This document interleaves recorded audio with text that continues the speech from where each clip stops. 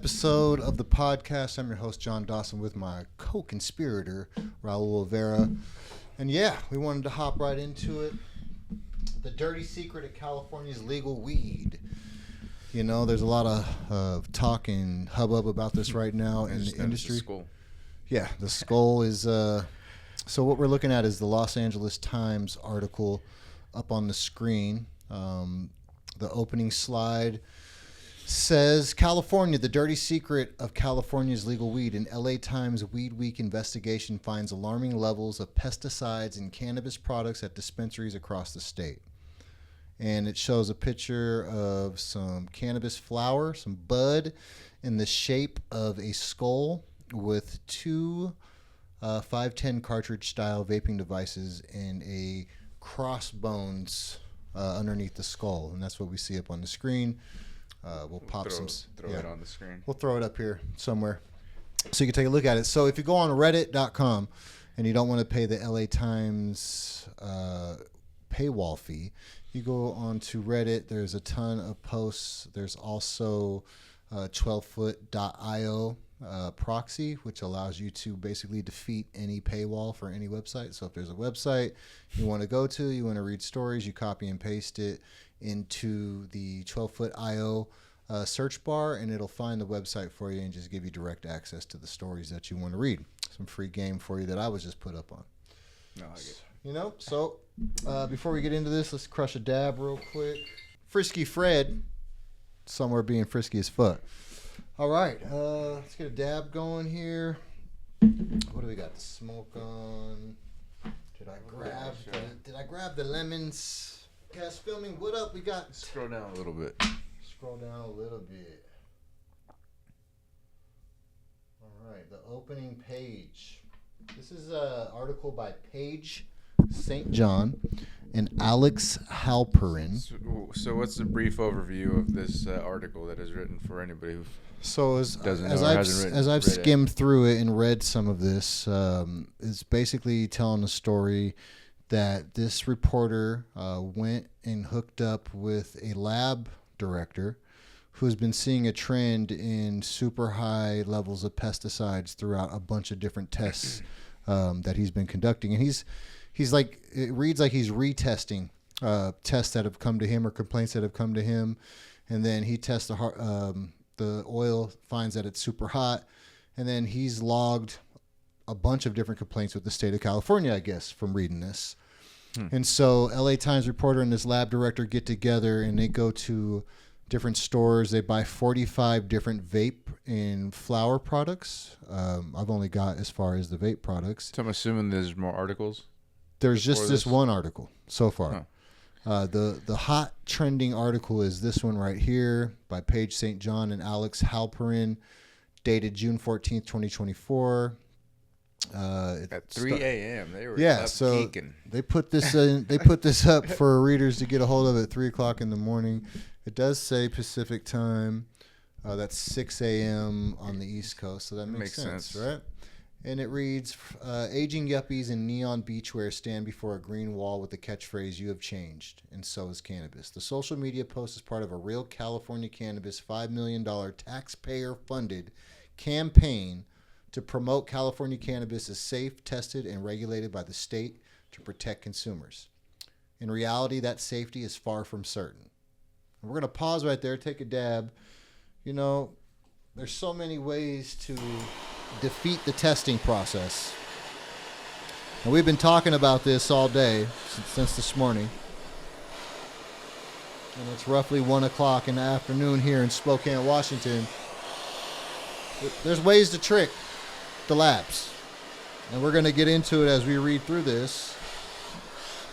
Smoking on a little Fugu Farms lemon peel. This is the archive cut of lemon peel, and it's tasty.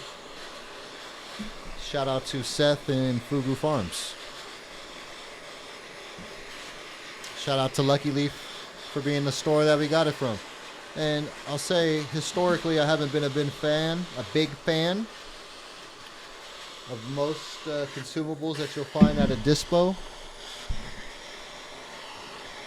Washington State, you're stepping your game up, baby. Don't make me fire back up the review page, okay? because I think they got my first Kung Fu Vapes Instagram page taken down, amongst other things. But we started doing the reviews a couple of years ago when we were still in the store, and I wasn't everyone's favorite, but that's okay.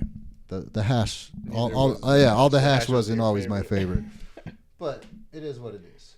Shout out to Rad Glass for making a very rad glass. That's sick. The Heady Yeti. All right. Heady Yeti. Get a little something on the spoon here. So, disty pens in general tend to be sketchy because of the hardware, in my opinion. And then you got distillate, which is, if you're familiar with that formulation, it is made from crude oil. That's right, black, nasty, gnarly looking fucking crude, just like it sounds. What amazing greatness can really come from that? It's just real. Just being real. Not hating on the Disty boys. I was one for a long time. I started out my vape career with Disty as far as disposables go, and I loved it. And then I got educated and never touched the shit again.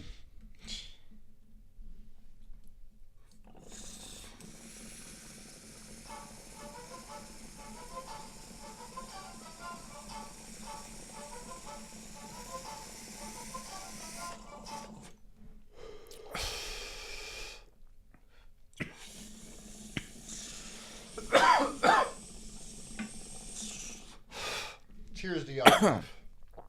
That's a good dab.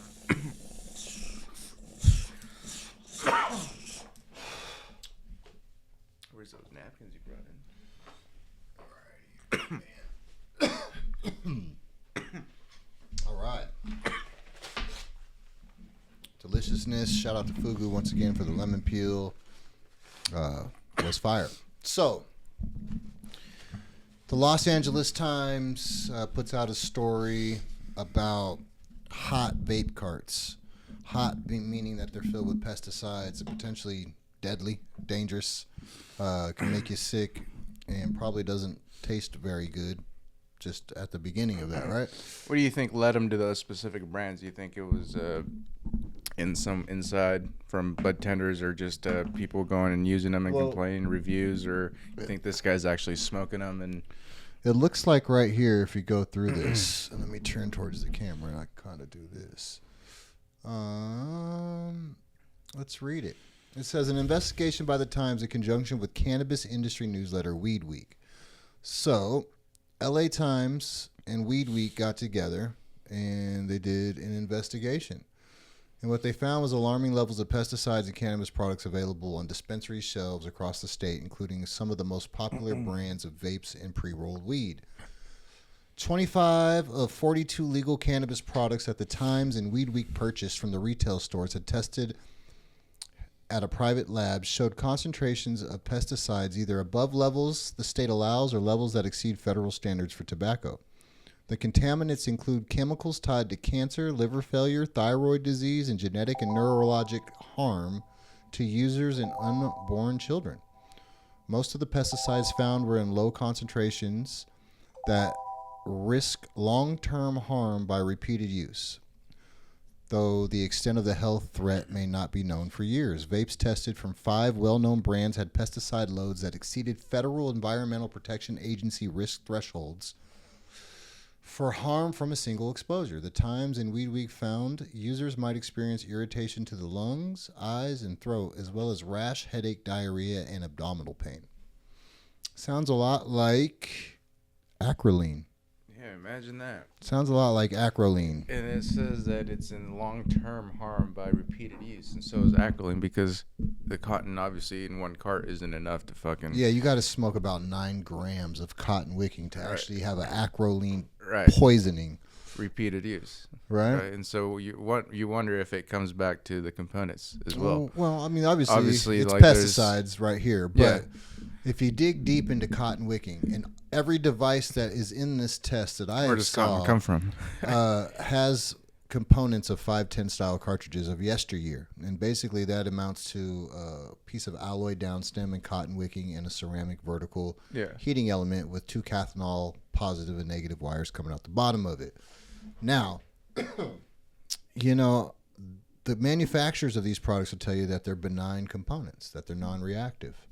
But the metal quality used in some of these products really depends on what supplier you utilize for your products, whether or not they're scrupulous or unscrupulous.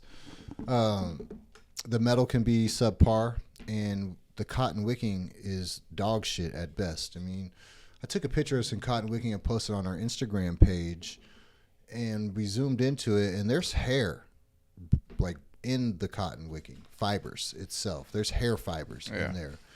And that is what's mixing with your oil and holds the oil in place inside of a cartridge or these disposables against a heating element.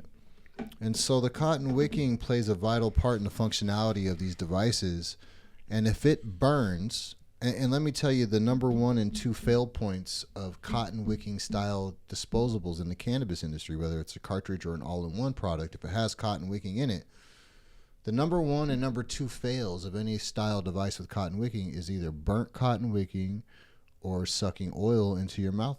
And the reason that happens is because the cotton wicking becomes oversaturated with oil.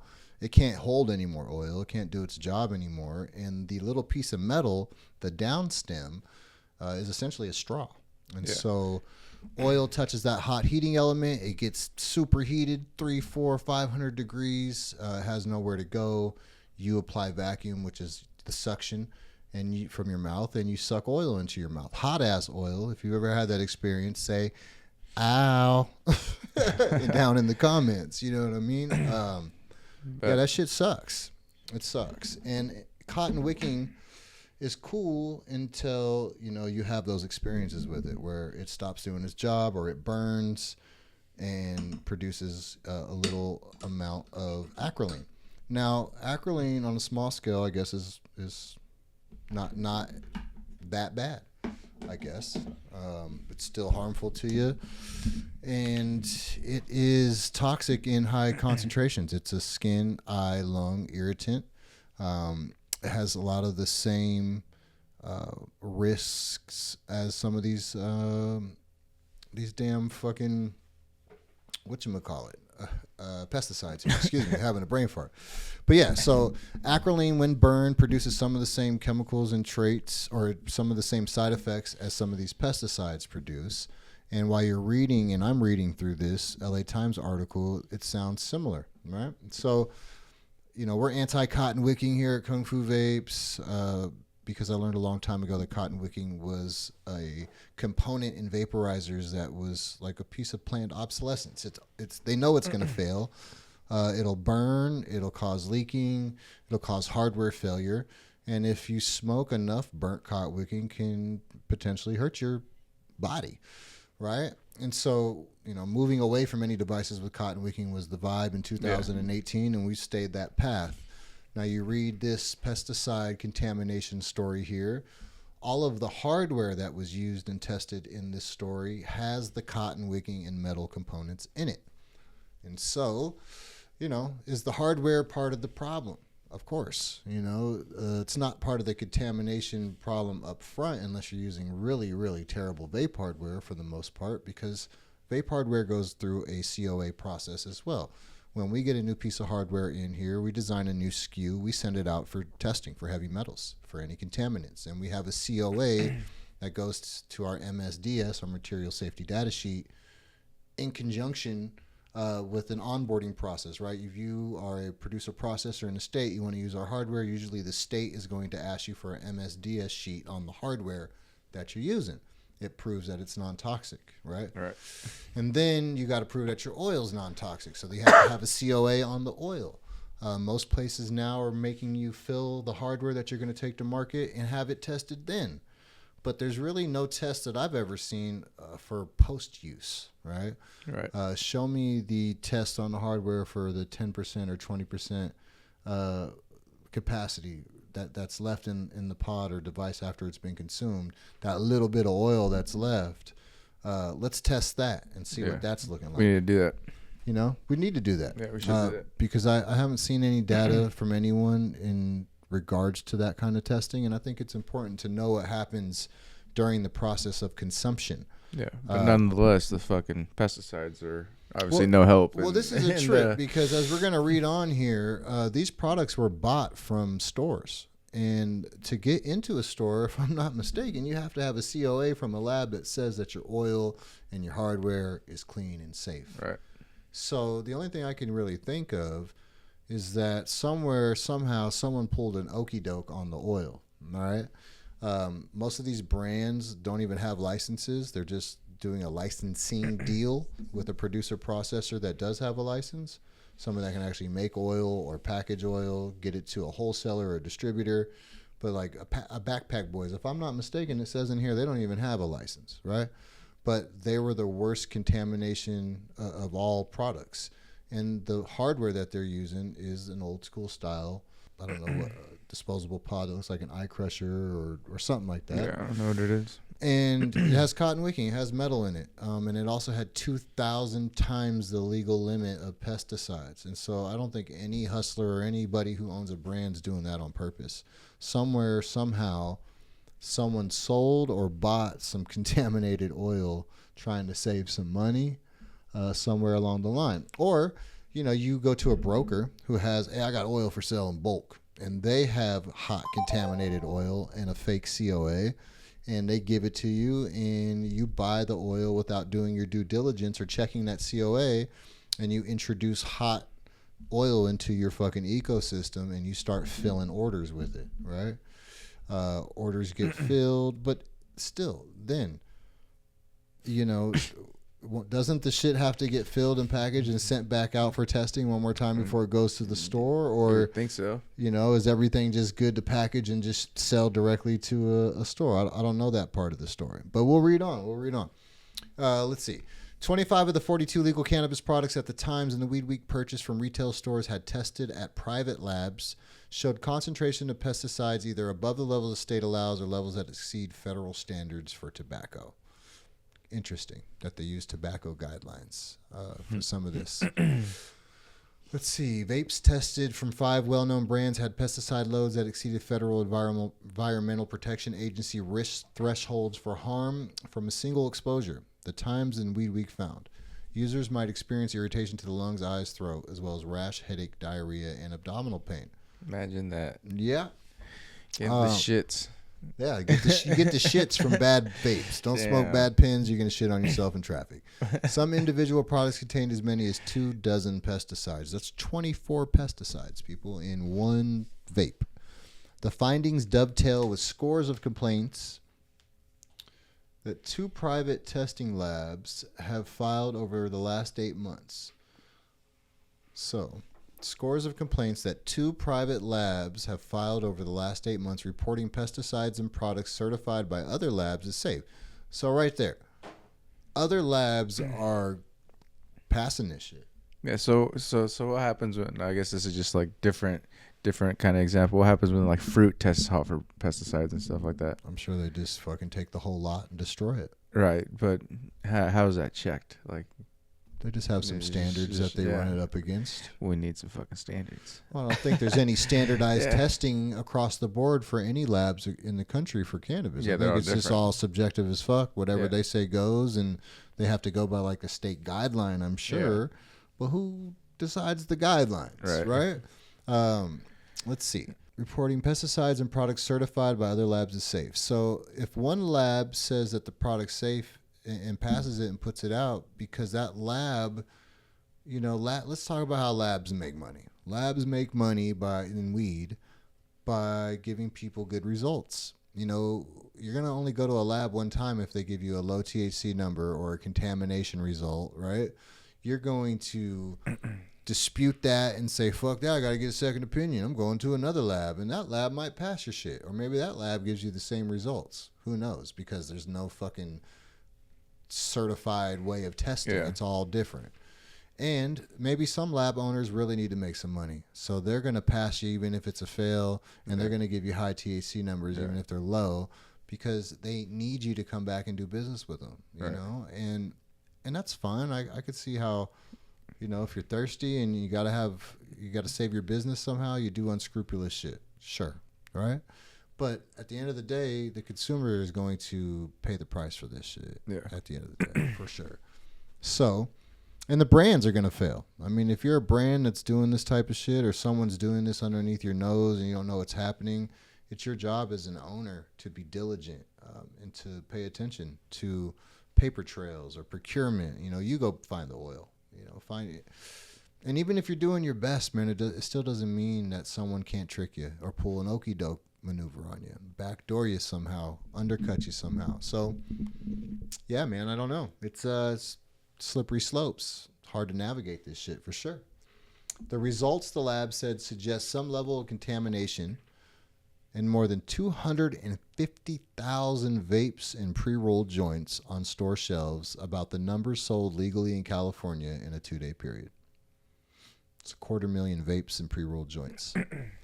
There are strong profit incentives, driving contamination, expanding legal markets, encouraging intensive growing practices to increase yield, inviting the use of pesticides to protect those high-value crops from insect infestations common in greenhouse environments.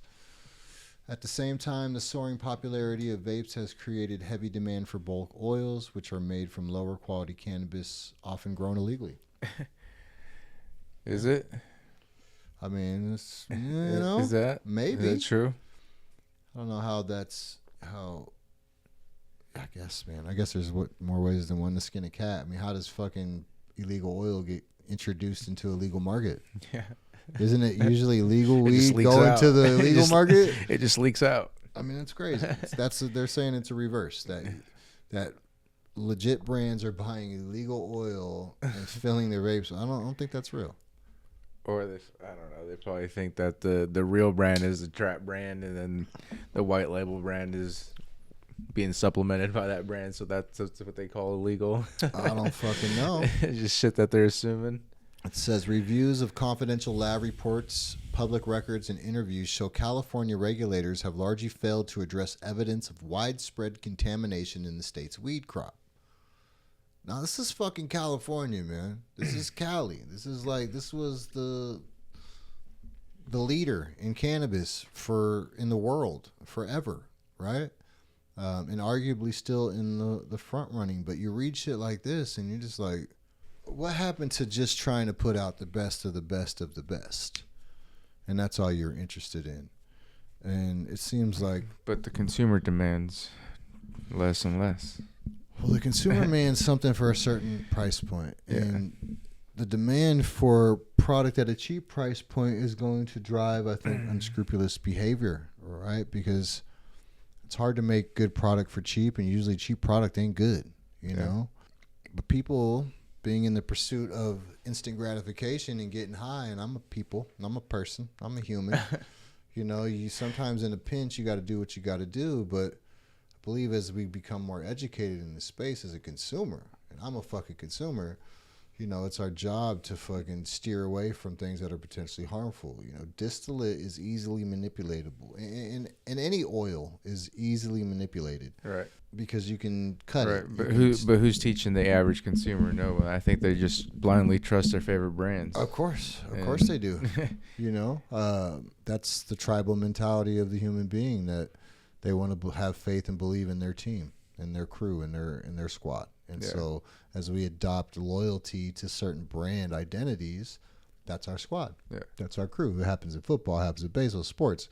I mean, anything, right? Anything people get behind is like a cult mentality and shit. And that's the nature of a human being. We're tribal. We get together in packs. We like shit together in groups. And, you know, we'll get behind something and we'll champion it, even if we don't have all the information on it, even if we're undereducated on it.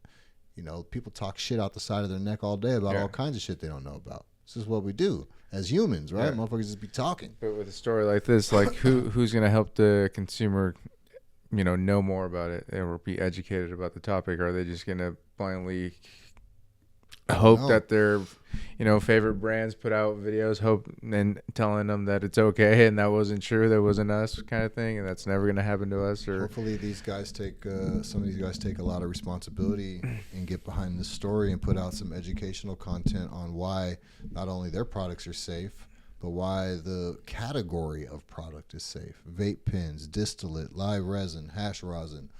Why are those products safe? What makes them heady and fire.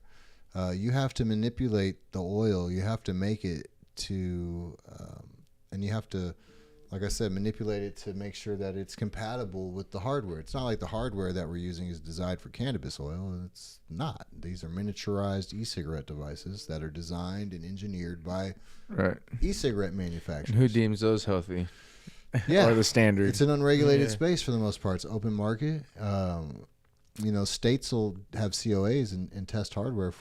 Not states, excuse me, labs. But I guess, like you said, there's not much information on the device tested device after it's used. So. No, the lab testing or COA that comes from a lab usually is about heavy metals and heavy metal toxicity. Yeah, but we got to test the device after it's been used. For sure. There's definitely some type of reaction that's happening between subpar components and materials used in production in some of these vaporizers, and terpenes or caustics or solvents, right? Because again, that all ties back into these devices aren't designed for cannabis oil to begin with. They're miniaturized e-cigarette devices. The components are miniaturized e-cigarette components. You go break open a 5 ml RDA tank for the e-cigarette juice, and you will find the same exact components in a 510 style cartridge all day, every day. Alloy components, cotton wicking components, ceramic components, silicone components. They're the same. One's for one big unit for e-juice, one miniature unit for cannabis oil. And so, it's an unregulated space. The hardware kind of goes unchecked, other than these little COAs that you get, again, from the same labs that give COAs out for the fucking oil and for weed. So at the end of the day, labs want to pass shit. I'm sure they want to be the best at their job too, but you give out too many fails, you give out too many low numbers, and you're not going to bring back a bunch of clients. Just the facts. Maybe some people care about that, some people don't. At the end of the day, it plays a role in all of this shit. And so, we're reading on. So, it says an estimated 5 million Californians consume cannabis products in any given month, according to the most recent federal health surveys. Long-term health concerns are exacerbated by the growing use of vapes, which contain the greatest contamination levels and are marketed to young adults who are more apt to consider vaping a healthful alternative to tobacco or alcohol, which I think it is. But not if the oil is fucking contaminated with 24 pesticides that give you diarrhea and make your baby retarded. Okay? I don't think that's fucking, I think, I'm sure the same shit happens with tobacco and liquor at that point. This whole time we're championing cannabis and cannabis extracts as this elixir for medical fucking patients. And then people got the nerve to have all these toxic chemicals and poisons in the shit and give it to people like it's no big deal just to make a couple dollars. Yeah. That's some grimy shit, California Department of Cannabis Control officials declined to make anyone available for an interview. Imagine that. They don't want to talk about that shit. Fuck are they going to do about it? It says the agency is now scrambling to initiate California's first market test for pesticides.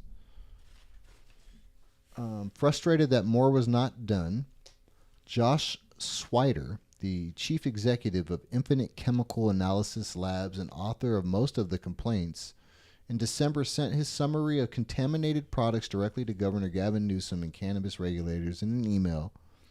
Those failing products alone represented 150,000 packages of flower, vapes, or pre-rolls for sale to unsuspecting consumers. And again, let's get back to the consumer. The consumer has a finite budget. Some people are balling, most people ain't. Most folks don't got a lot of money and can only purchase within their budget, or maybe they go in on a group buying spree, whatever. Most folks that I know won't spend more than $50 to $80 on a gram of anything, right?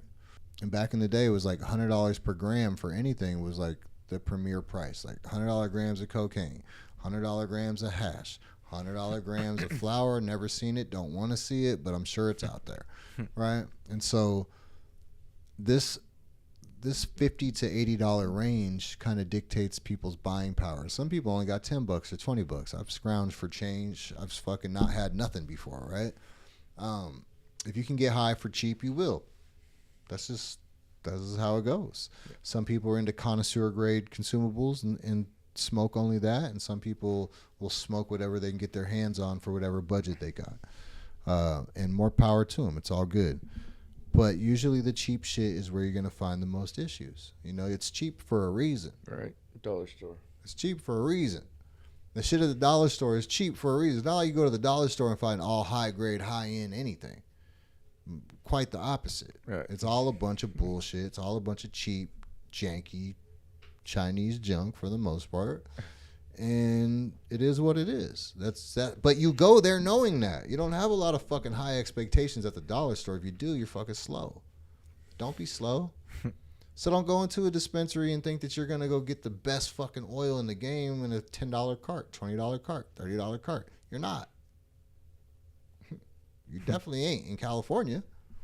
So fuck. You're fucked in California. Yeah. You know what I mean? And I think the game is probably the same worldwide at this point.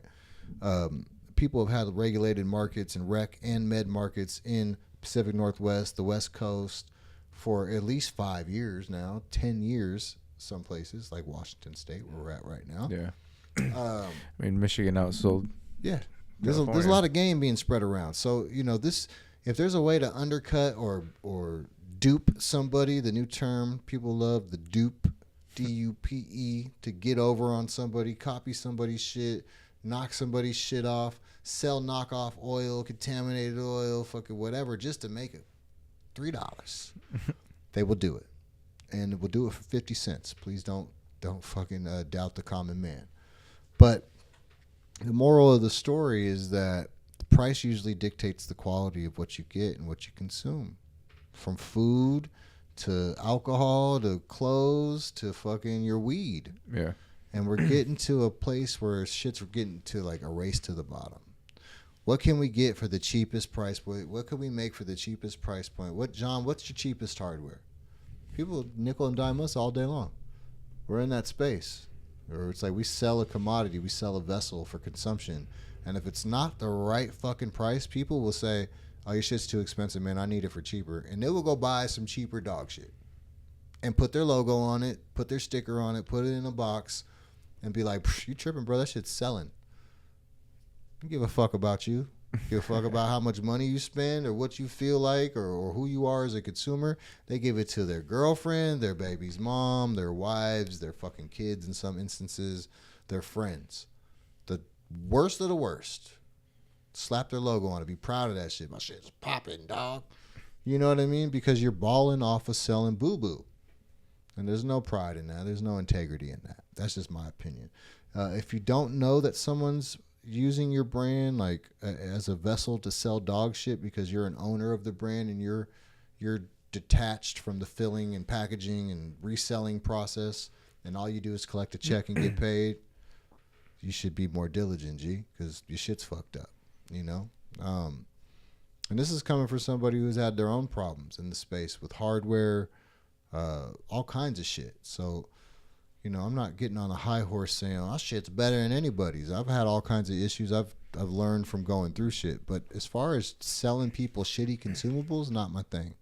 Not my thing, you know? I stopped selling cartridges in 2018 because we knew the shit was dog shit then. You can't tell that to a lot of people, though. Yeah. You know, the cotton wicking burns, it produces a toxic chemical. It's all about price point. I had someone tell me, a friend of mine in Vegas, I wanted to sell pods to, told me, man, your prices are too high. People want quantity, not quality. That's what he told me. It made me want to cry inside. And I told him he was wrong. I said, you're wrong, bro. People will pay for quality. I will pay for quality. You will pay for quality. Anybody in their right fucking mind would, right? Why would you take some dog shit over some quality if it's available? If you got two choices, always pick the fire. You have better experience. Spend the money. Always pick the fire. Don't play yourself. What's the saying? Treat yourself. Don't cheat yourself. That is real as fuck. And people do it to them all the time. I'll take the cheap cut of meat. I'll take the cheap burger. I'll take the cheap sneakers. I'll take the cheap. You found the hack, bro. You got it. You's a cheapskate motherfucker, and you got a budget. I got more money. Awesome. You're having a different experience than some people that are paying for the premium experience. And if you have a premium experience and it's lackluster, complain. right? Go directly to the source and talk that shit. Get your money back. But for the most part, people buy what they can afford. They will consume what they can buy. And if that means you got to get one of these hot pods and without knowing it because it costs $25 or it's 50% off or they had a sale that day, shit, some of that shit's premium priced and you bought it because you're addicted to the hype train. You love the brand. You're a loyalist. You're still getting duped. You're still getting got because at the end of the day, these people don't give a fuck about you.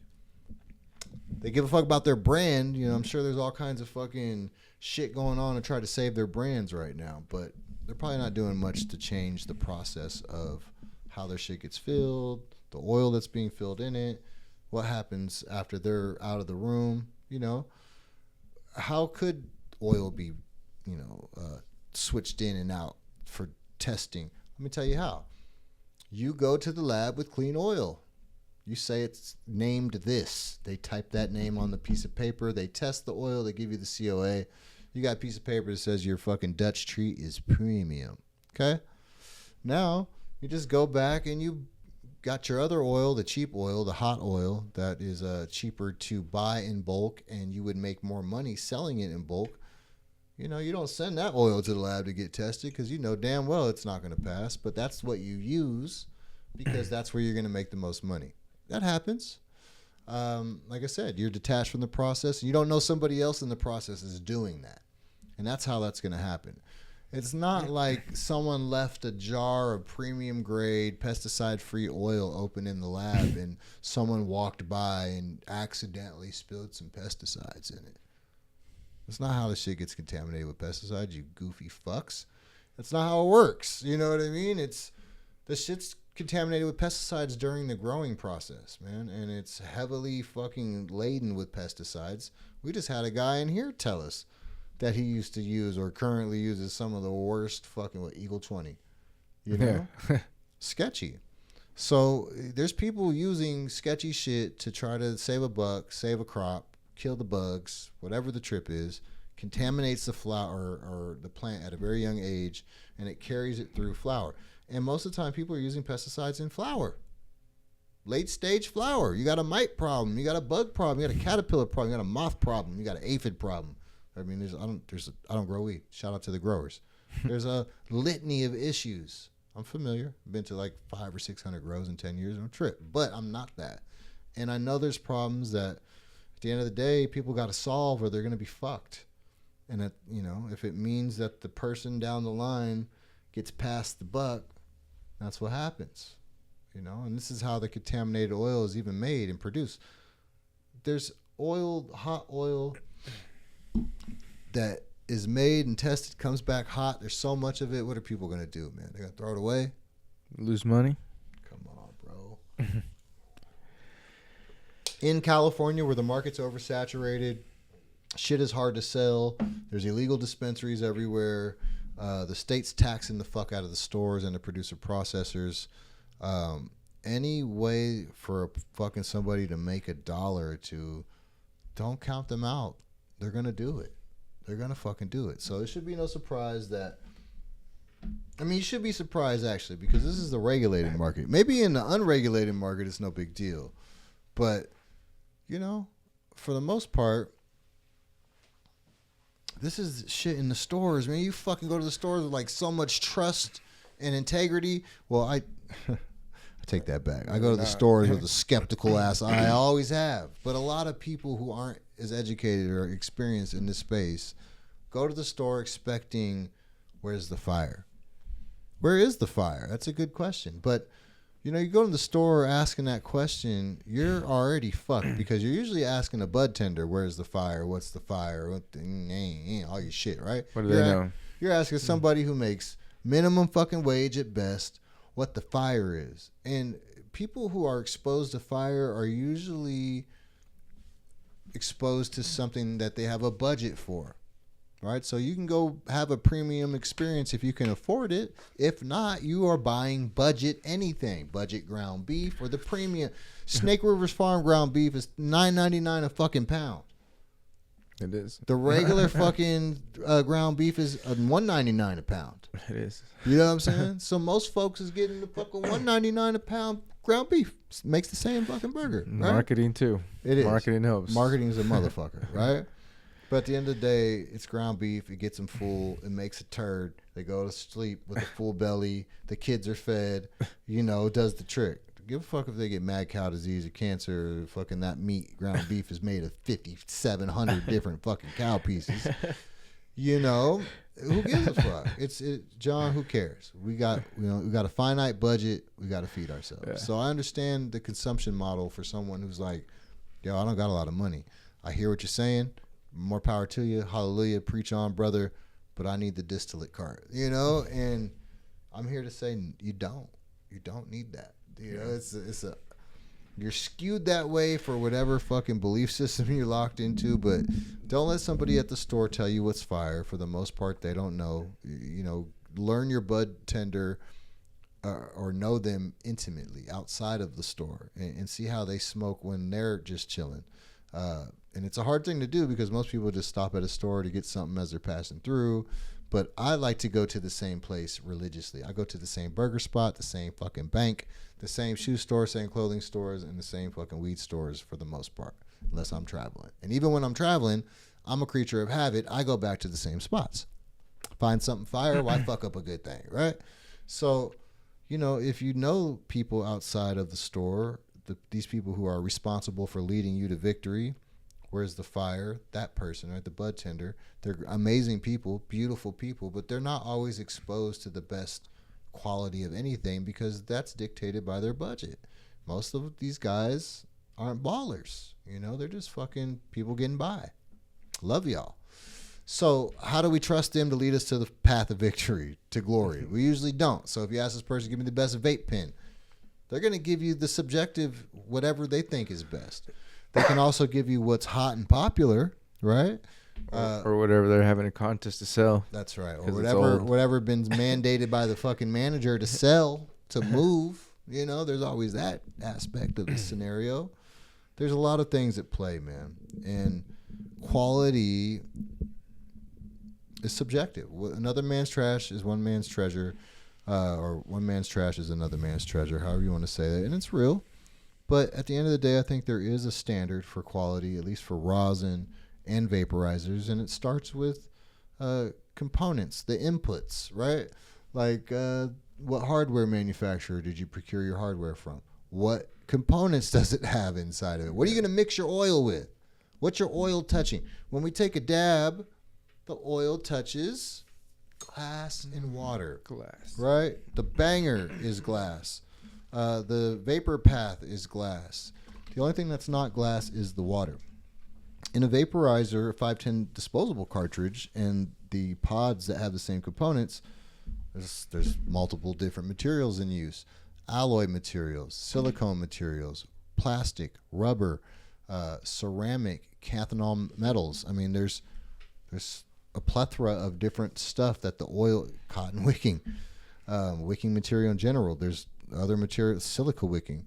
Again, what manufacturer did the hardware come from will kind of dictate and outline for you what the internal components are made out of and if they're quality or not.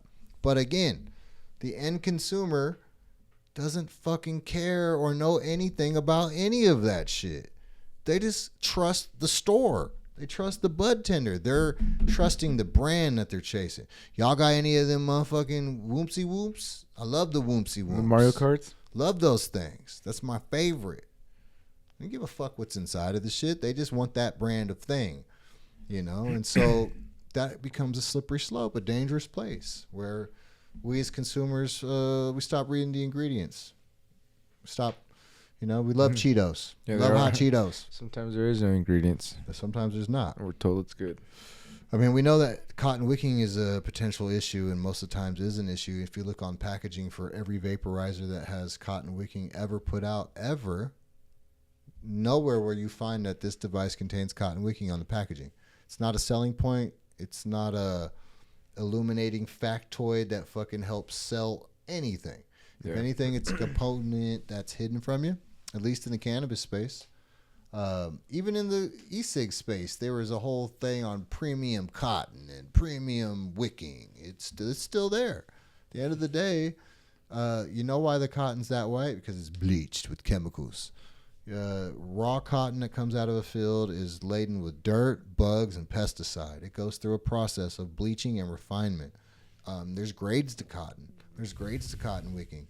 I'll tell you, you think your 99 fucking cent cartridge has the premium grade components in it, you guys are higher than me. And I smoke a lot of hash. I take a lot of dabs. I'm telling you now.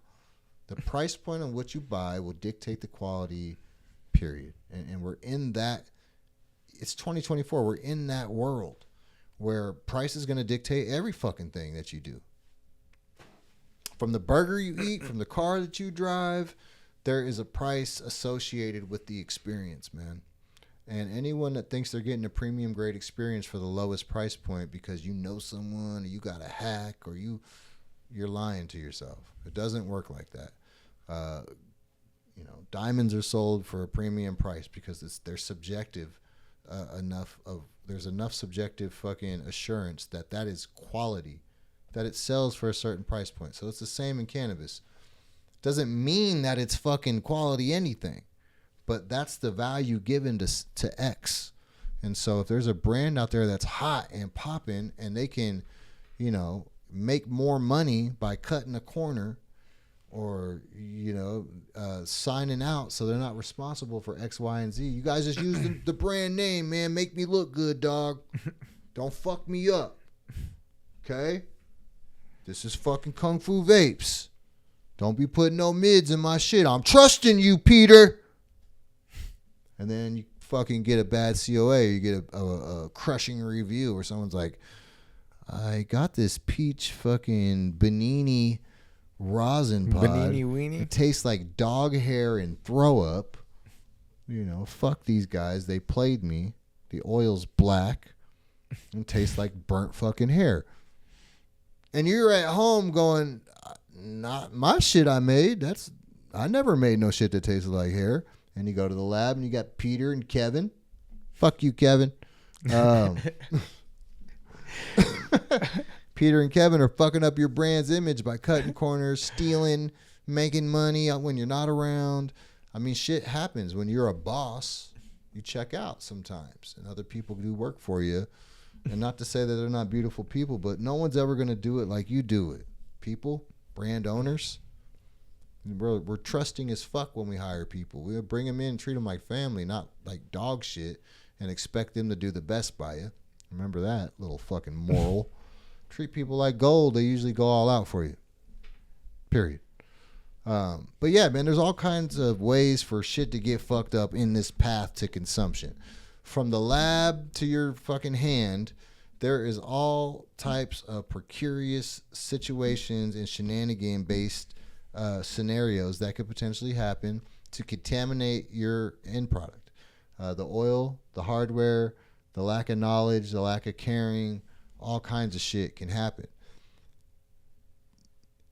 Even with all those compounding factors of fuckery that could potentially happen, you would think that this safety fucking net of labs would be the last boss, and you could never fucking penetrate this wall of safety. But that's bullshit, Anything can be compromised, man. Lab owners can be bought. Tests can be skewed. Can be fucked up. There is no standardized testing across the board for any of this shit. It's pretty subjective testing. Get into the whole lab scene, dig deep, and you'll fucking find out. I mean, we can get into the story. I'm sure it goes into it that there's no standards. Each lab has a standard. So that's not an industry standard. That's an individual standard. And those standards are subjective. Each lab has their own fucking standard, and they do shit a certain way.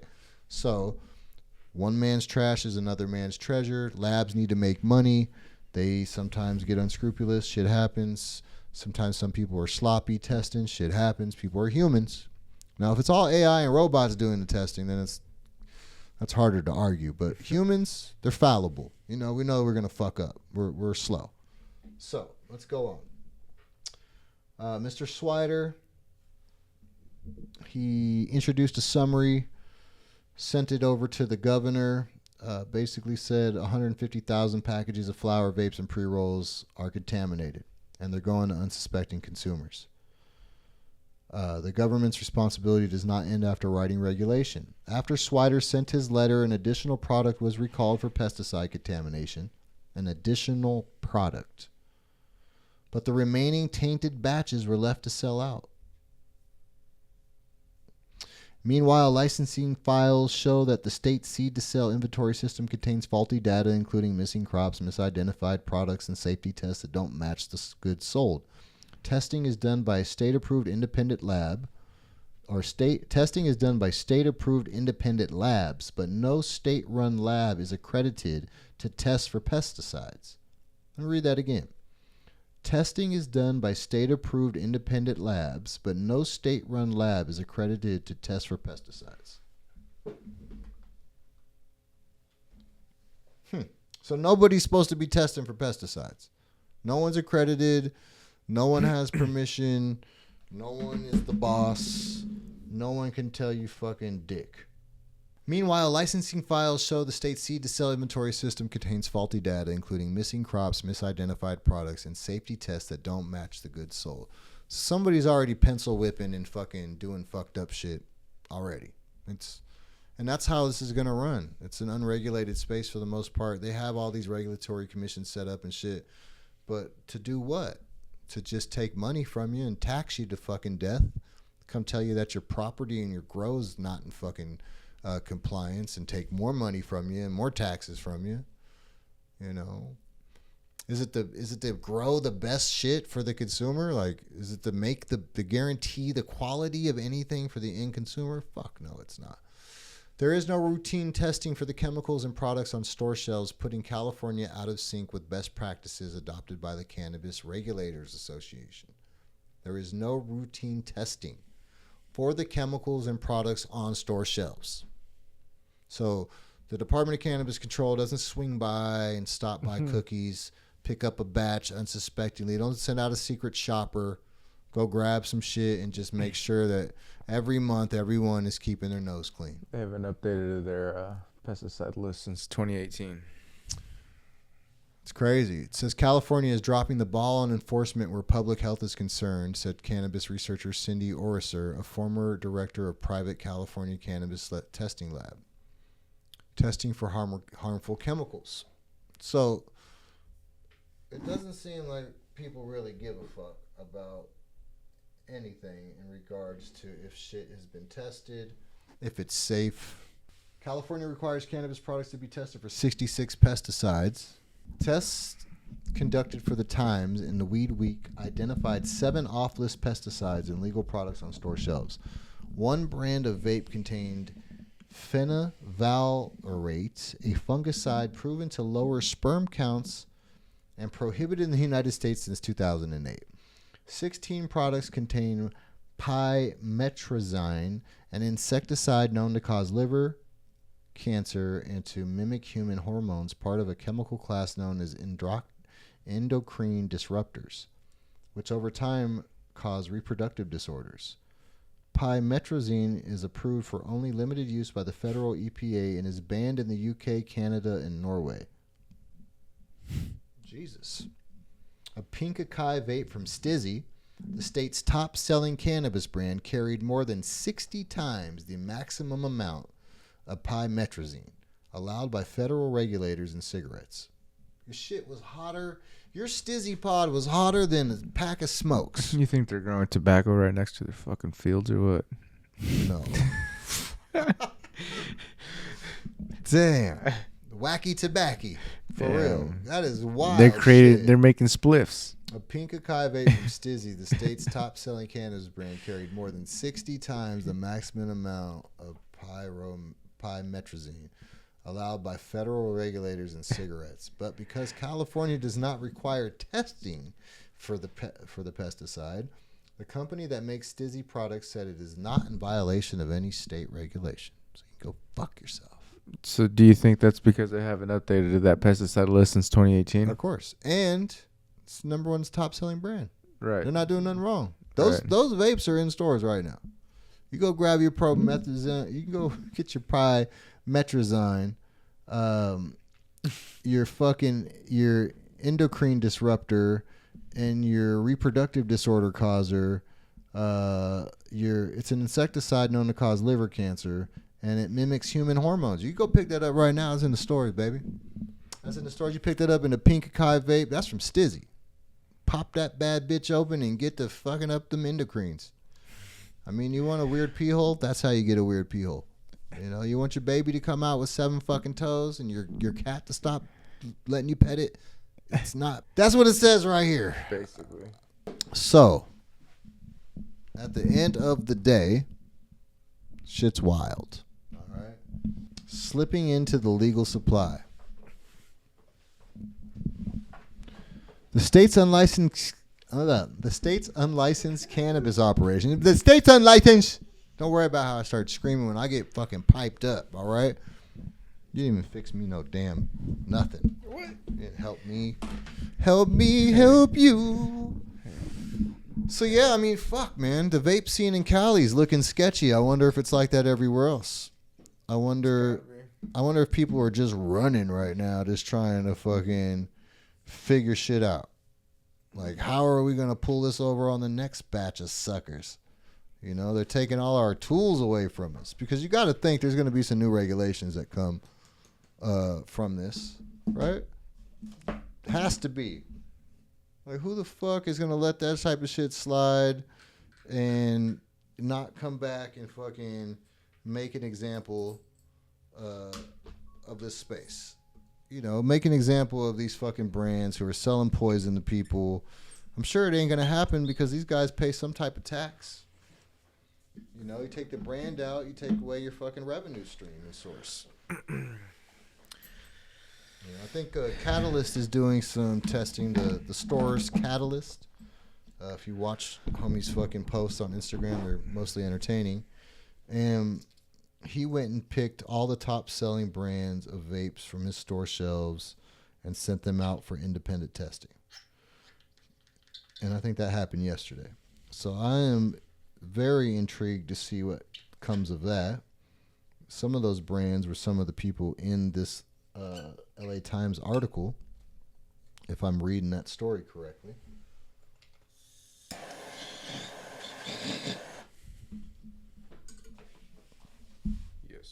Yes? Yes. Yes, Lord. So, it says here, the state's unlicensed cannabis operation remains a primary source of concern. Deadly carbofran and methamidophos banned insecticides. So, my whole thing is,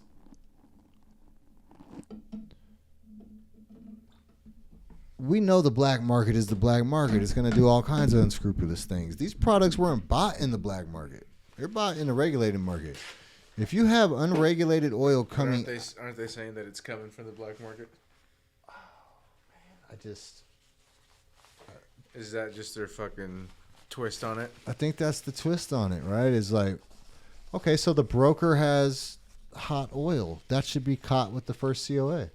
The thing is that I don't think the person who's buying it secondary is checking up on the COAs.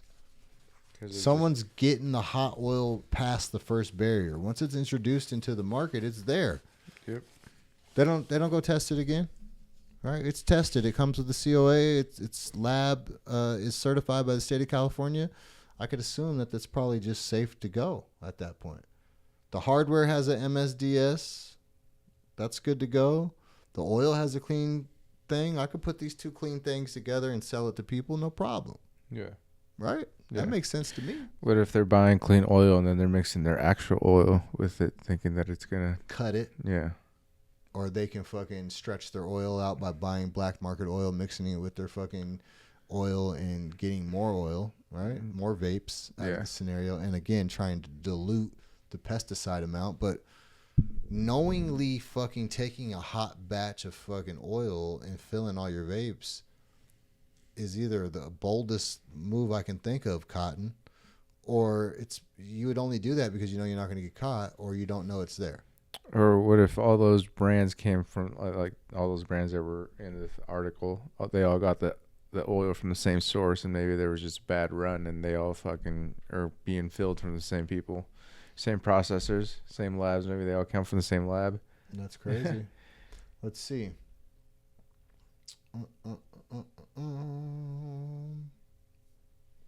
Reading, skimming through here. Pesticides, which are designed to kill living organisms, have their place in agriculture. Regulation is focused on limiting contact. I mean, do they have their fucking place in agriculture? Could we just do preventative agriculture and not have to use pesticides? I'm sure there's plenty of fucking people all over the earth doing it. Regulation is focused on limiting contact exposure to agriculture workers and residues lingering on fruits and vegetables at the market. Tolerances take into account the body's ability to filter toxins through the liver. Smoking and vaping, however, deliver chemicals directly to the lungs, into the blood, into the brain.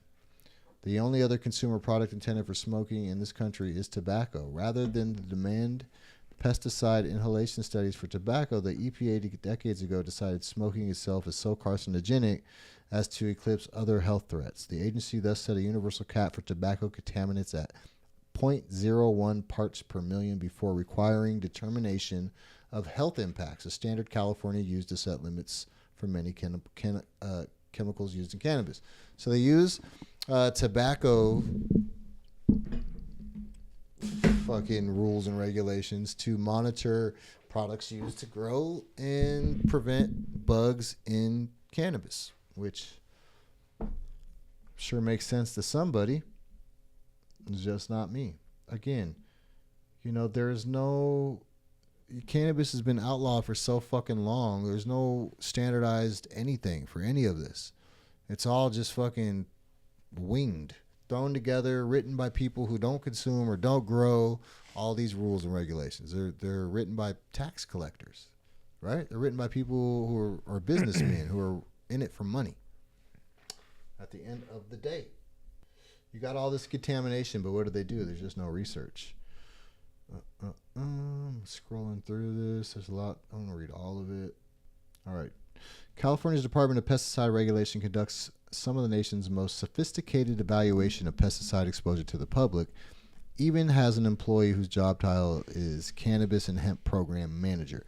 But when it comes to cannabis, a spokesperson for the pesticide agency said the responsibility for protecting consumers rests solely with the Department of Cannabis Control. The pesticide regulators did try early on to draft their own public health advisories for cannabis, but those were never issued. The agency released copies of 6 under a public records request and would not say how many more existed. One of those advisories was for piperonal butoxide contamination in cannabis. It was among the chemicals that Times and Weed Week found in testing. Acute toxicity syndromes may include tearing, drooling, runny nose, congestion, and difficulty breathing. You thought it was the fire that hit you in the lungs and fucking fucked you up? It was the pesticides, dumb fuck. Smoking that $10 vape. I'm mad. I'm mad at people who are that dumb, really, man. I know, again, your dog, that's all I had. Do better, player. That's all they know. Fuck. Maybe there's no one around them that can people teach that you better. Smoke cigarette butts, blunt roaches, joint roaches, the last of a clip. You Chris Crazy your shit, right? I got it. But, you know, connoisseur grade products, you don't got to smoke to the last little itty bitty bit. First 2 hits get you fucked up. You stub out your joint. You go take a fucking walk, watch a movie, eat a meal. You ain't got to smoke the whole thing if you're smoking by yourself. Good shit gets you high, 1 hit. So, yeah, you had to smoke the whole $10 cart down to the fucking cotton wicking burnt. I get you to get off. But if you just would have bought the good shit or take a tolerance break and came back to the good shit, you'd be all right. You'd be all right, man. You don't have to fiend out so hard that this is the only way that you could get back to getting high is by smoking the dog shittiest of the dog shit because that's all you can afford. That's like that's how homeless people probably think, bro. Yeah. Whatever I can get, bro. I mean, I'm sure it's people like do think like that. Fiend's mentality, man. I think people do think like that. Whatever I can get. Fuck it. That's like a mountain man, you know, with no access to fucking civilization, just fucking I'll fuck a sheep. Fuck it. Whatever I can get. There's people out there that do that. You sheep fucking distillate cart smoking motherfuckers. Fuck. I'm sorry. I'm mad. I'm mad for you that your distillate's contaminated, that your cartridges suck, leak, burn, put hot oil in your mouth. I'm just like, get hip to that shit. It's not going to change, you know? It's not like people are going to wake up tomorrow and be like, you know, I care more. I'm going to spend more. I'm ready to change my ways, John. They just don't care. So these are the same cats that go to every fucking convention, every Champs, every MJ BizCon. All the manufacturers are there with hardware. We're all there for the most part. There's lots of choices. I'm not the only guy in town. C-Cell's not the only guy in town. BB Tank's not the only guy in town. Green Tank's not the only guy in town. Max Core's not the only guy in town. There's so many. Smith's is not the only guy in town. And we'll give you some more plugs. There's so many manufacturers. But are there really that many manufacturers? Because there's a lot of OEM specialists or liaisons that don't fucking have a factory of any kind. You can go to China and Shenzhen and rent out a factory and put together a project. No problem. You can get an engineer to make you blueprints for anything, all the components, find a component. It's like sourcing, procurement, right? You just go find the parts that you need that make this thing, and you lay it out on the line and you put it together. It sounds easy, but it's hard work, right? And only certain people are good at it. But it's the same kind of when you look at the oil in your vapes. Here's the order. Here's what we have to fill. It's distillate. It needs to be flavored X, Y, and Z. Head off. We need 10,000 units by fucking Monday. Get it done, Jack. Jack be nimble. Jack be quick. Jack put his pee hole in your distillate, bitch. You know, something ain't right, man. There's too much fuckery. Look at all these pesticides. Look at all the shitty fucking carts. Little to no regulation, laxed regulation. You know, you're taxed out of your fucking mind. I mean, what really is the play here? Why would you go fucking state? Why would you put a product out, you know, that is just to make some money? Got it. Got it. I'm just talking to myself kind of reflectively right now where I'm just, yeah, man. If you knew better, you do better. And if you're blind and don't know, sure, there's some fucking lack of accountability associated with all of that. But trust goes a long way. And most of the time, people that are filling these vapes and handling the business when it comes to making raws, I mean, it's third party. It's subcontractors work. You know, especially you get to a certain size, you're not doing the fucking work yourself no more. You don't know what's what. You're trusting paperwork, signatures, COAs, and people's words.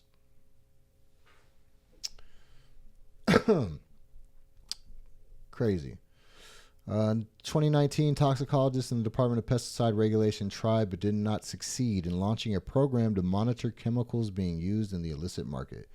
Internal memos from 2021 show that those same toxicologists were barred from seeing data collected from product safety tests, making it impossible for them to monitor what was circulating in the legal market. There is no easy way in California to trace contamination. The state does not investigate the source of pesticides in cannabis goods, but instead relies on a system of paper trails, seed-to-sale inventories, and lab testing certificates, all which can be faked, by the way, to protect the public. Tests for the Times and Week showed repeated contamination in small batches of vapes stamped with the unique tracking number of a Van Nuys manufacturer, Mr. David Shin. Among those were Backpack Boys carts with as many as 24 pesticides, half of those above state safety limits, and including chlorophenopyre, prohibited at any amount, at 2,000 times above the minimum detection level. I'll read that again. Backpack Boys vapes carts had as many as 24 pesticides, half of those above the state safety limits, and including a terrible one that is prohibited at any amount, and it had 2,000 times the amount of that one. Sick shit. 2,000. Not 20. Not 2. Not 200. Not 100. 2,000 times the fucking legal amount. God damn. I mean, that was the worst of the worst weed. That was the worst of the worst crude. That crude that was refined in the distillate was so fucking hot because of the weed that was used to produce it. Crude is produced by taking plant material and passing ethanol, ice cold ethanol alcohol over it, and taking that super saturated mixture and boiling it down. You boil down the ethanol alcohol, out of it, and you get it to a certain consistency where there's not a lot of ethanol left, and that is your crude material. And you take that crude material and you refine it even further in the distillation process to, distill off certain fractions in cannabinoids that aren't useful to you, which are basically all scents, all smells, all contaminants until you get to a base derivative, which is delta-9 THC. That's distillate. You remediate the distillate during the process for color, for smell, gum, fats, lipids, all of this. I've seen it done and processed hundreds of times. Some of my best friends have distillation labs that have been running distillation facilities for 10 plus years in the space. I know people who do it on mass scale. There's a facility in North Carolina, South Carolina that does CBD distillation. I mean, it's fucking huge 10-story towers. I mean, crazy shit, right? The guy, Chris from The Clear. Shout out to Clear. Shout out to Shaggy. Those guys are, forerunners and fucking like the founding fathers of distillation in the cannabis space. They were some of the first products in the market. People have been stealing and refining crude oil in other industries for fucking hundreds of years, right? Distillation is the refinement of something crude into something pure. And whatever crude you start with, is so concentrated with plant material and whatever was in that weed. That's what their starting material is to make the distillate. The super saturated, concentrated material that's black as fucking the darkest soul, and God only knows what's in it. And that's what 100% of all your distillate vapes start from. All of it. Distillate vapes start from crude. There ain't no arguing. There's no arguing point. There's nothing. John, but if the crude's fucked up, your distillate's fucked up. And if your process of distillation is fucked up, so those contaminants pass in and aren't refined out to the final product. Just saying. All right. Some pesticides are very hard to get out, and I think almost impossible to remove from the final product. Is what the problem is as well. No filter for them. There's no filter for them. The bulk oil for these vapes originated from cannabis grown on a single Central Valley farm. Shin said he bought the oil through a broker, and he did no secondary independent testing of his own. So we said that, right? We said the middleman buys from a source, white labels that shit. The source. He said he didn't do any secondary? No, because he got a COA with the shit, right? He bought all this bulk fucking oil, came with the COA. COA looks good to me, boss. Yeah. Looks good to you, look good to me. Put it in the cart. The cart has a COA and MSDS, baby. Pack it up. Let's go. Right. Run it off. He said he flavored and packaged the vapes. And he flavored? This guy, Shin, bought the oil. Didn't do a secondary test. No testing of his own. And after he bought it, he flavored and packaged the vapes. And a state-certified lab then declared the products pesticide-free. They were then distributed by a wholesaler because now you got this. Now you've packaged it. You took it into a lab. They deem it safe. Now you got your fucking COA, which is basically your authority to sell, right? For pesticides. Yeah, it's clean. It's clean. So you go to your wholesaler, your distributor. Hey, here's my COA for all these carts. They're packed, ready to rock. I'll sell them to you at X price. You turn around and sell them to the store for X price. But it's your job as a wholesaler distributor to do this in bulk. Right. So I flavored them. I bought the oil. I flavored. I filled. I packaged. I delivered to the wholesaler. Now the wholesaler is selling them to the store. Okay. Right. This is like chain of custody. Right. All right. He flavored and packaged the vapes, and the state-certified lab declared the products pesticide-free. They were then distributed by a wholesaler to Backpack Boys dispensaries across the state. Backpack Boys have their own stores. Alerted to the pesticides found by the Times and Weed Week, Shin said he could not unravel the source contamination. A manager for the wholesaler said the company was launching its own investigation. The owners of Backpack Boys LLC, which holds no cannabis license, did not respond for comment. I did see a video, homie, on Instagram talking about you got to be a fucking retard if you think that I purposely sold contaminated vapes to anybody. Something ain't right. Yeah. And then I think there's another angle on this whole thing where people think that someone at the Times has a bone to pick with some of these brands or the cannabis space, and they are doing a hit piece on people on purpose. And it's not just an investigation into possible contamination. It's all done on purpose to try to undermine brands and people in the space. Yeah. So they made up this story. It's all lies. There's no COA, no testing came back to prove any of this shit, and don't believe this story. Basically, I've seen some of that same content on Instagram lately, where that's the other side of this coin. Is this can't be trusted? This is fucking a conspiracy. And right, it's the news. Yeah, it's LA Times. Right? The THC oil that fills vape pens is extracted from biomass, crude, plant material made up of low-potency leaves and stalks left after the harvest, moldy flower, and even highly quality buds that sit too long. Harsh chemicals and extreme temperatures in the extraction process can destroy a few pesticides, but most pesticides become more concentrated. That makes vapes more likely than select flowers to exceed safe limits. The rise of intense cultivation practices, densely planted greenhouses, industrial warehouses with the sea of green crops supported by netting, invites infestations of whiteflies, spider mites, and mold. Clean cannabis can be commercially grown, but it requires time and care, said Sam Feliciano, a former pest control manager for high-end Los Angeles brand Maven Industries. It is cheaper and faster to douse high-value crops with chemicals, as Feliciano and other workers ordered to do at Maven, they allege in a civil lawsuit. I didn't want to upset them and tell them no. It's not okay to do that stuff. I just did what I was told.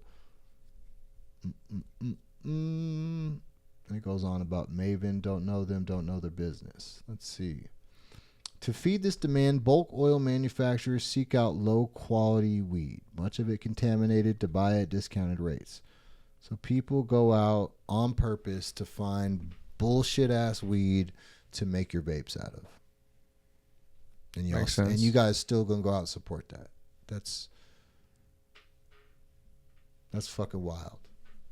It's done on purpose. Yeah. Well, what if people know, then they just don't care? Well, the people buying it know it. They don't care. Yeah, that's what I'm saying. saying. So the top of the food chain or production doesn't give a fuck. It rolls downhill. Right. You might have one guy in the lab going, this is fucked up. Can't believe we're making oil out of this fucked up hash. He worked there a week. He's out of there. As soon as somebody heard that shit, he had a bleeding heart. You're gone. Maybe not. Maybe the free samples kept him there. No. And then he ain't changed nothing. Samples kept him quiet. Saying, the samples are made with the same shit, dummy. Yeah, that's what I'm saying. Goofy fucks. It's free smoke. I didn't mean that. I don't mean goofy fuck. I don't mean to cuss so much. This is like this is our industry. This is our life. We're up in this elbow asshole deep as well. The mitten. You know, the mitten. Shout out to the mitten. Shout out to Michigan. Shout out to Superior Solventless, Wojo. We need to go back. One manufacturer who solicits farmers for dirty weed defended the practice, saying he provided struggling growers an income source while keeping otherwise unusable cannabis out of the landfill. Keeping unusable cannabis out of the landfill. So that shit belongs in the trash. They know it. But they don't want to throw it away. There's $1 to be made. The amber-colored bulk oil moves on an opaque market traded by brokers who operate without license or regulation. It is bought by manufacturers who sometimes will use oil from the same batches to fill thousands of vape cartridges for competing brands. This cheap commodity oil now dominates the market, selling for a fraction of the cost to produce a clean product. The cannabis industry's reliance on low-quality weed enrages old-style farmers such as Mary Gertrude, I'm sorry if I pronounced that wrong, who nurtures her sun-grown plants on a Humboldt County farm stand that has been her principal means of support for decades. Legacy grower People who are growing weed right get crushed. The bad actors are encouraged and rewarded. The weed whistleblowers. In 2022, a group of California cannabis testing labs, upset about what they believed was widespread fraud in the weed potency claims, decided to force regulators into action. They formed a blind round robin, each lab testing retail flower samples without knowing whose work they were checking. In the course of testing for potency, one batch of flower was found to contain 3 times the allowed levels of pesticide. Cannabis regulators were alerted but issued no recall. In fact, it wasn't until the end of 2023, 6 years after recreational sales became legal, that California sought to remove a product for pesticide contamination, according to the agency's published recalls. Let's see. There's no checks and balances to make sure no one's doing something wrong when they're not being watched. Swider ultimately set cannabis regulators 77 complaints about pesticide contamination. He found tests conducted from last October to May. The complaints included Zope flower sold by Grizzly Peak, Crew Mai Tai vape carts, Fog City Farms shark bites, West Coast Cure biscotti vapes, Jack Herrera flavored from West Coast Cure, Backpack Boys vapes contained 1, 2, 3, 4, 5, 6, 7, 8, 9, 10 different pesticides. Most of the manufacturers told reporters they were unaware of contaminations because their product had been certified as safe by private labs. Did it say what stores that they bought them at? I'm going to be real with you, though. Some of the homies that I have right now, shout out to y'all, sell hot disty as an option. I didn't even hear your question. I'm sorry. Go ahead. Did it say where the stores are at that they got these vapes? I think they bought some from the Backpack Boys stores, but I'm sure we'll get into it. But hot oil that will pop hot if tested is available. And it is sold on the black market in bulk in so many tons of distillate. It is wild. It's an option. It's cheaper. You can get Cat 3, so they say. It's like, how do you trust your source when he has hot distillate and distillate looks like distillate? Yeah. You know what I'm saying? Like, you would have to go take your black market distillate to a lab and get it tested to really know. And they know that you're not going to do that, so they just tell you whatever the fuck they want to, and you just roll with that. Not to fucking dry snitch on the whole fucking distillate selling game, but I was around for like 6 years, heavy off into the space. Every trick of the trade. I've been bamboozled and boofed before, and yeah, it's not hard to do, and it's a lot of just trusting your supplier's word, because you're in the black market. You're not taking shit to get tested for the most part, unless you're the most scrupulous black market hustler in the world. I don't think those really exist. People touch something sometimes just to make a buck and don't think about it any further than that. You think people are terribly upset if their cocaine is cut? You think they're taking their fucking coke to the lab to get tested? I don't think so. I don't think so. You got a personal. That's why people are dying off of fentanyl. You know, it's like I I bought this 8-ball of coke, but before I snort it, I'm taking it to get tested. Yeah, right. They might have testing kits available on Amazon. If you're snorting coke, I advise you to get yourself one. You know, I know they have Molly testing pill testers. Yeah. If you want to know your shit has fentanyl in it, do they have a pesticide testing kit? Damn. Don't steal my fucking ideas, all right? That was mine. That one's mine. Well, labs. Well, no, just on site. Yeah, like you take a hit of your vape and blow the smoke through it, and it fucking the device, your breath just smells hot. It fucking beeps. It melts. You like blow hot pesticide smoke in the device, it just straight fucking melts, and you know you're cooked. No, I don't know how that would work, but it would be dope to be able to test your shit yourself. Most vape carts are sealed up tight, and so are disposables. Maybe it sucks out of the vape, and so it inhales the hit, basically, and it reads the smoke. The first hit? Yeah. Spicy. Good. I like it. Let's see. This is getting in. Kevin McCartney, an owner of Sacramento-based Kings Holdings, which grew the Zope strain, said no zero-tolerance pesticides were used in its cultivation, and the cannabis had been certified by state-licensed labs. The Department of Cannabis Control has not initiated any additional recalls involving us, and we have no additional comment. McCartney wrote by email. 4 flavors of Fat Panda vapes were also voluntarily removed from sale for what regulators told consumers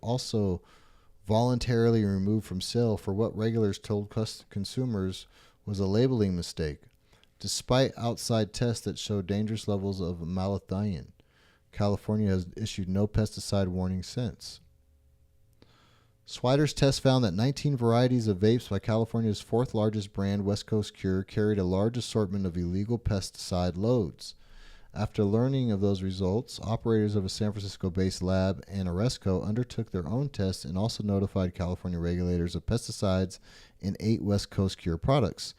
Sarah Otis, and Oresco's director of quality assurance, had regulators ask for reams of supporting data and then refused to say whether they would act on the information. Now that they know where there's contaminated product on the market, like, what do they do with that? And so this is a picture of carts. Cheap oil is usually going in the cheapest device, like a cart. This is basically just going on. And no one ever is going to say that their shit is fucking hot, and they are going to admit it. No one. Why they're going to ask these people for their fucking comments. Meanwhile, Swider became a target. He said he lost clients as a word of his activism. And then while traveling in March, Swider received a phone call from a blocked number. "I'm going to come and get you and your whole family," the caller said. "You're going to pay for this. It makes me want to get out of the cannabis industry." Listen, there's going to be some blowback from this. People are going to lose market share. People are going to stop buying certain products. People are going to talk shit, go online and rip you a new one. It's part of having a brand in the public space. Been there, done that. The point is to put out top quality products for people's consumption. If you're a consumer, pay more attention to what you're consuming. Dig a little deeper. Don't just dictate what you consume because of how much money you have, even though I know it kind of works that way. But, if you can, get the best shit possible at all times. Always. Be good to yourself. Be good to the people that you're around. And spend your money wisely. Appreciate you guys watching the podcast. This goes deeper, man. Get yourself a copy of this. I could spend hours sitting here read this and just talking about this. We can probably read it and come back and talk about it. Yeah. Different topics. Yeah, definitely. We're on an hour and a half on this podcast. I think that's one of our longest. Appreciate you guys watching all of this and hope you got something from this. Buy yourself a Mega XLs. Bam, bam, bam. Talk to you soon. Peace.